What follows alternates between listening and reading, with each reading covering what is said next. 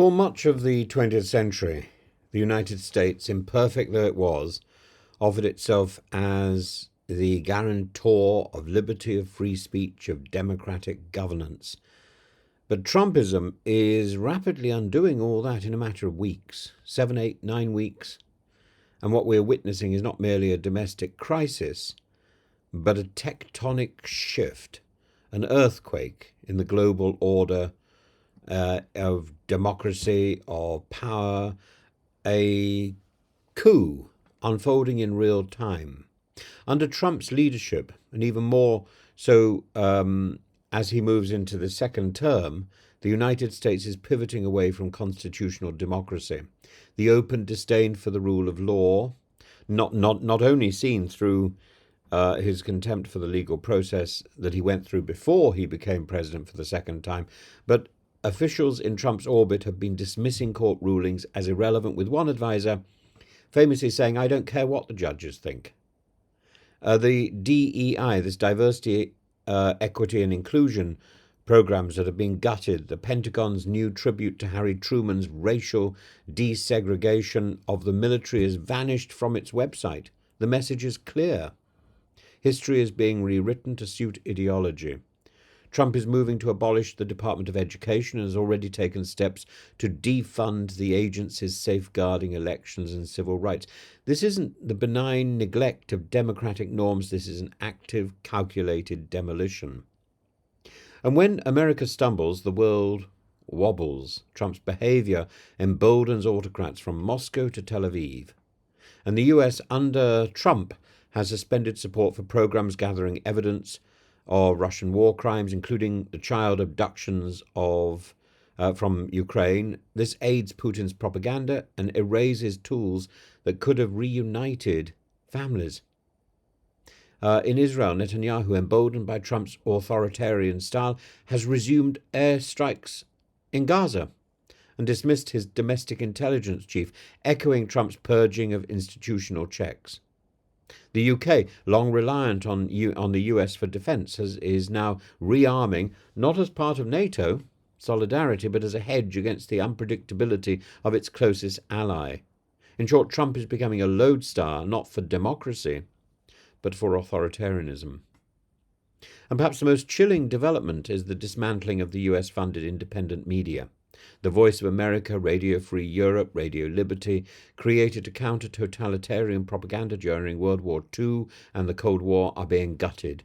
Funding abruptly halted, employees placed on leave and their independence compromised.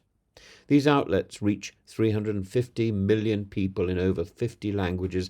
They are a vital source of truth in repressive regimes, and shutting them down is a gift to China, Russia, Iran, North Korea.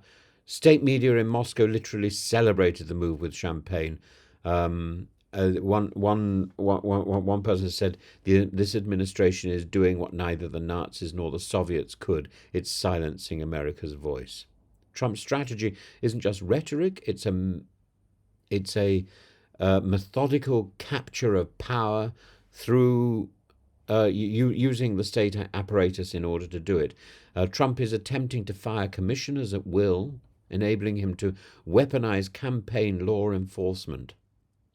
The Justice Department, staffed with loyalists unwilling to affirm Biden's victory in 2022, the DOJ is now drifting towards becoming Trump's personal law firm.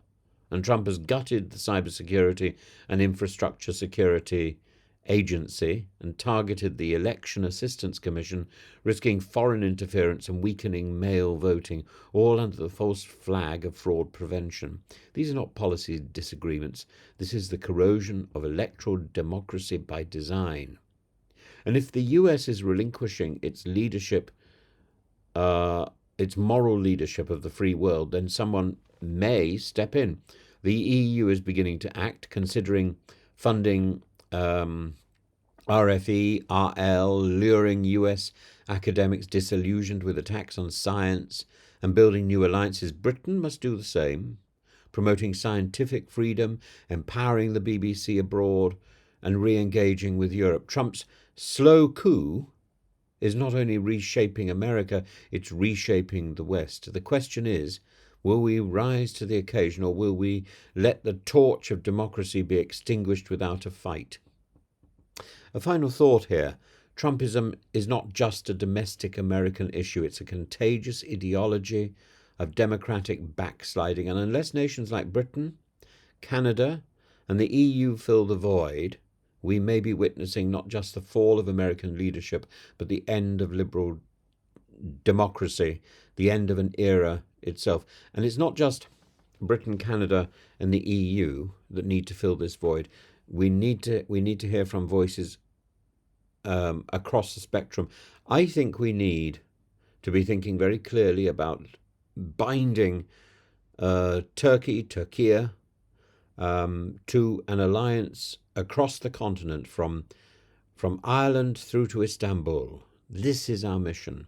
Our mission is to engage with that bloc, the former Roman Empire, that bloc on which Western civilization was built, and then we need to expand further. And this isn't about creating a new Europe or a new NATO. It's harnessing a moral vision of what is right, and ensuring that we can reach out to others who share that vision.